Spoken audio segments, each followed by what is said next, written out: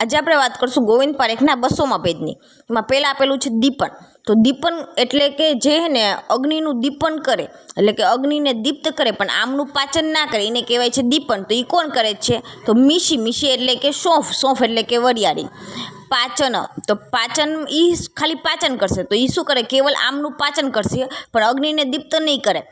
તો એ કોણ છે? તો નાગકેશર છે. નાગકેશર દ્રવ્ય પાચન કરે છે.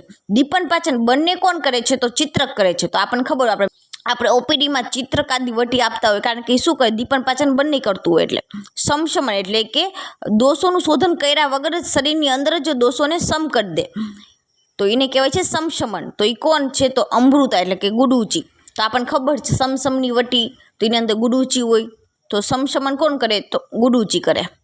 અનુલોમન એટલે કે અપક્વ મલ હોય એને પકાવીને બહાર કાઢે, તો એ કોણ કરશે? હરિતકી હે ને શુક્ર શોષક પણ કીધેલી છે. સ્ત્રંસન એટલે કે કોષ્ઠની અંદર જે ચીપકેલા દોષો હોય એને પકાયા વગર જ ગુદા માર્ગથી બહાર કાઢી નાખે, તો એને એમાં આવશે અમ્લતાસ. ભેદનમાં હે ને પિંડીભૂત પુરુષને ભેદીને બહાર કાઢશે, એટલે કે હાર્ડ સ્ટૂલ હશે એને ભેદન કરીને બહાર કાઢશે, તો એમાં આવશે કુટકી. રેચન, તો પક્વ અથવા અપક્વ મલોને શું કરશે? પતલા કરીને બહાર કાઢશે. પક્વ અથવા તો અપક્વ મલોને પતલા કરીને બહાર કાઢશે, એમાં આવશે ત્રિવૃત. વમન એટલે કે અપક્વ પિત્ત શ્લેષ્મ અને અન્નને બળપૂર્વક ઉધ્વ ભાગમાંથી બહાર કાઢે, એમાં આવશે મદનફલ.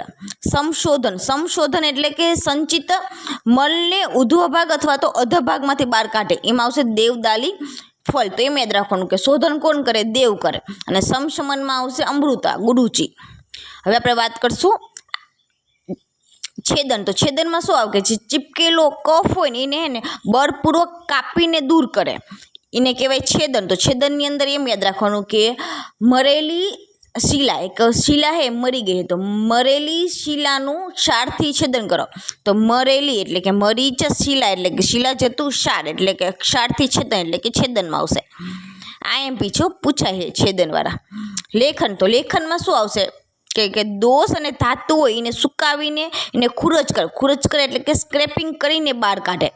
તો એ દ્રવ્ય ક્યાં છે? તો આપણને ખબર, આપણે એને બધા વેટ લોસ કરતા હોય એટલે કે લેખન દ્રવ્યનો યુઝ કરતા હોય, તો એ બધા મધ હની પીતા હોય, કારણ કે એ લેખન કરે એટલે કે દોષો હોય ને એને સ્ક્રેપિંગ કરીને બહાર કાઢતા હોય. એટલે કે મધુ છે, ઉષ્ણ જળ એટલે કે હોટ વોટર પીતા હોય, યવ અને વચા.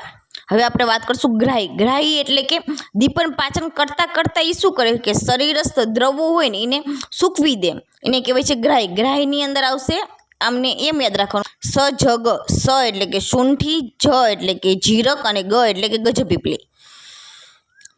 હવે આપણે વાત કરશું સ્તંભન. તો સ્તંભન એટલે કે જે વૃક્ષ ગુણ, શીત વીર્ય અને કષાય રસના કારણે વાયુને વધારી અને મલોને રોકે, તો એને કહેવાય છે સ્તંભન. તો સ્તંભનની અંદર એમ યાદ રાખવાનું કે ટુંટુ વત્સ સ્તબ્ધ થઈ ગયું, એટલે કે ટુંટુક વત્સક એ આવશે સ્તંભનમાં આવશે. રસાયણ, તો રસાયણ માટે આપણે યાદ રાખવાનું કે અરુગ્રહ એટલે કે અ ઉપરથી અમૃતા, રૂ એટલે કે રુદંતી, ગ્રહ એટલે કે ગુગલું અને હ એટલે હરિતકી. રસાયણ માટે આ ટ્રીક યાદ રાખવાનું. અરુગ્રહ એટલે અ ઉપરથી અમૃતા, રૂ એટલે રુદંતી, ગ એટલે ગુગલું અને હ એટલે કે હરિતકી. વ્યવાય એટલે કે પ્રથમ આખા શરીરમાં વ્યાપ્ત એટલે કે ફેલાઈ જશે અને પછી તુરંત એનો પાક થશે. તો આપણને ખબર છે વ્યવાય તો ભાંગ અને અહિફેનથી પહેલાં આખા શરીરમાં ફેલાઈને નશો કરી નાખે, પછીનો પાક થાય.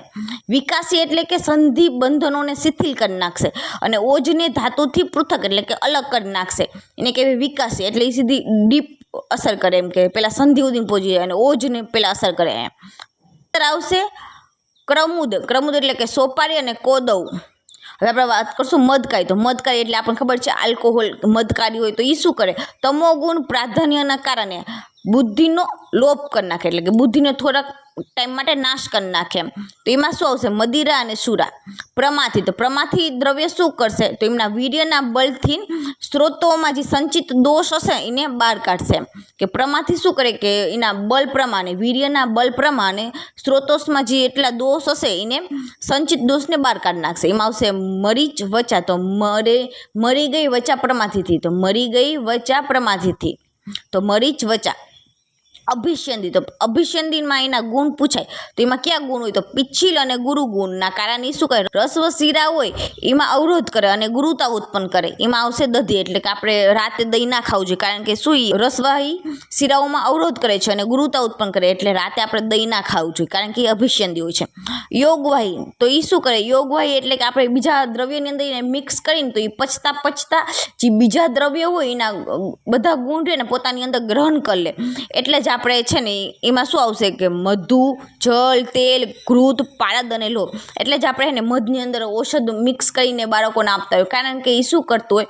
એના ઔષધના બધા ગુણ એના અંદર લઈ લે અને મીઠું લાગે. એટલે કે મધુ, જળ, તેલ, ઘૃત, પારદ, લોહ એ બધા કેવા છે? યોગવાહી છે. એટલે કે किसी द्रव्य के साथ पचता हुआ अपने संसर्गी द्रव्य के सभी गुणों को ग्रहण करने वाला द्रव्य એને કહેવાય છે યોગવાહી. સૂક્ષ્મ એટલે કે દેહના સૂક્ષ્મ અતિ સૂક્ષ્મ છિદ્ર સુધી પહોંચી જાય એમ. તો એમાં આવશે સનમ યાદ રાખવાનું. સ એટલે કે સેંધવ, એ ઉપરથી એરંડતેલ, એન ઉપરથી નિમતેલ અને મ ઉપરથી મધુ. તો મધુ યોગવાહી પણ છે અને સૂક્ષ્મ પણ છે. હવે આપણે મોસ્ટ ટાઈમ પીછા 3 આમાંથી પૂછાય એક્ઝામમાં. તો વાજીકરણ, તો વાજીકરણ માટે ભાવ પ્રકાશ એમ કે છે કે આપણે અમુષ યાદ રાખવાનું. અમુષ, અ ઉપરથી અશ્વગંધા, મુ ઉપરથી મુસલી અને સ ઉપરથી સતાવરી. જ્યારે સારંગધર નાક કહે છે કે વાજીકરણ માટે નાક એમ. તો ન ઉપરથી નાગબલા અને ક ઉપરથી કપીકચ્છુ. કપીકચ્છુ મોસ્ટ ટાઈમ પી છે, તો એ સારંગધરે કીધેલું છે. સારંગધરે કપીકચ્છુને વાજીકરણ કીધેલું છે. હવે શુક્રલ, તો એમાં ઊંધું આવશે. તો આમાં એને ભાવ પ્રકાશે આપણને અમુસ કીધું હતું, આમાં સારંગધર કહે છે અસમુસ. એમાં સ એડ કરી નાખો એટલે કે શર્કરા એડ થઈ જાય, બીજું બધું સેમ જ છે. તો અશ્વગંધા, સતાવરી, મુસલી અને શર્કરા. જ્યારે ભાવ પ્રકાશ એમાં નાક કહે છે. નાક, એમાં નાક કહે છે. નાક એટલે કે નાગબલા અને ક એટલે કે કૌંચ.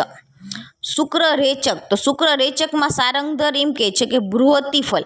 તો સારંગધર એમ કહે છે શુક્ર રેચક ક્યારે થાય એમ કે જ્યારે પુરુષ બડે હોને કે બાદ. તો બડે એટલે કે બૃહતિ ફલ એમ. ભાવ પ્રકાશ એમ કહે છે દૂધ છે, માંસ છે, ભલ્લાતક ફલ મજાથી શુક્ર રેચક થાય છે. આ મોસ્ટ ટાઈમ બીજે સારંગધર જ મોસ્ટલી આ 3 કહે છે. શુક્ર પ્રવર્તની, તો સ્ત્રીને કીધેલું છે. શુક્ર સ્તંભક, તો જાતિ ફલ. તો આપણે એમ યાદ રાખવાનું કે શુક્ર સ્તંભ થઈ જાય તો પુરુષની જાતિ ઉપર વાત આવી જાય, તો એની અંદર શુક્ર સ્તંભકમાં આવશે જાતિ ફલ. શુક્ર શોષક, તો આપણે પહેલાં વાત કરી હતી અનુલોમન હરિતકી કરે છે અને શુક્રનું શોષક પણ હરિ કરે છે. એમ યાદ રાખવાનું કે શુક્રનું શોષણ કોણ કરે છે? તો હરિ કરે છે. તો શુક્ર શોષક છે હરિતકી, એ સારંગધર કહે છે. શુક્ર ક્ષયકારક છે, તો તરબૂચ ભાવ પ્રકાશ એમ કહે છે એટલે કે કલિંગ. તો પુરુષને તરબૂચ ના ખાવું જોઈએ, કારણ કે શુક્ર ક્ષયકારક છે એવું ભાવ પ્રકાશ કહે છે. ચક્રપાણી વાજીકરણ દ્રવ્યના 3 ભેદ કહે છે. શુક્ર વૃદ્ધિકર, શુક્ર શ્રુતિકર, શુક્ર વૃદ્ધિ શ્રુતિકર. Thank you.